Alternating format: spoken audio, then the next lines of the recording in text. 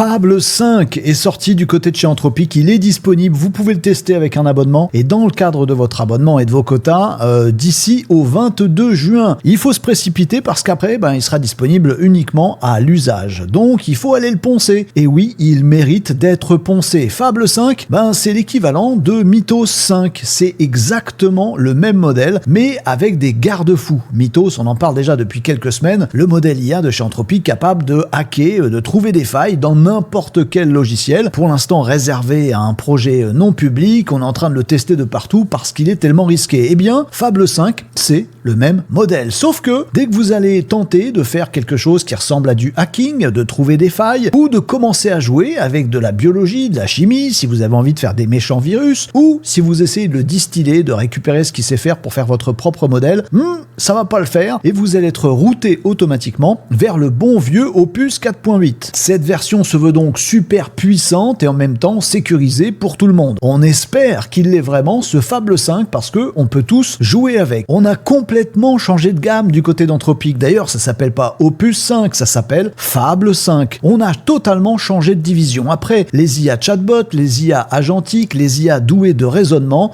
Fable 5 inaugure, à mon avis, vous me direz ce que vous en pensez en commentaire, l'ère des IA qui sont capables de décisionnel et d'idéation. La logique est impressionnante. On peut avoir un méga contexte, on peut bosser très très longtemps sans rien perdre et Fable 5 va pouvoir se challenger lui-même, trouver des idées qui ne se trouvent pas dans sa base de connaissances. C'est pas un expert moyen, non, ça va au-dessus, ça fait de la création de nouvelles idées, du challenge, puis il s'auto-juge pour savoir s'il est sur la bonne voie ou pas, et ça donne des résultats fabuleux quand on veut vraiment faire des idées, de l'analyse, de la prospective, avoir vraiment du conseil de haut niveau. N'utilisez pas Fable 5 pour faire des résumés de texte ou des choses assez basiques. 4.8 sera très bien pour ça, moins cher et plus efficace. Par contre, je vous le dis, Fable 5 va vous bluffer sur des prompts sur lesquels vous le laissez travailler, réfléchir et vous conseiller dans le bon sens. Les sources, les articles, les vidéos, les formations et toute la communauté est à retrouver sur renault-décode.fr. Les liens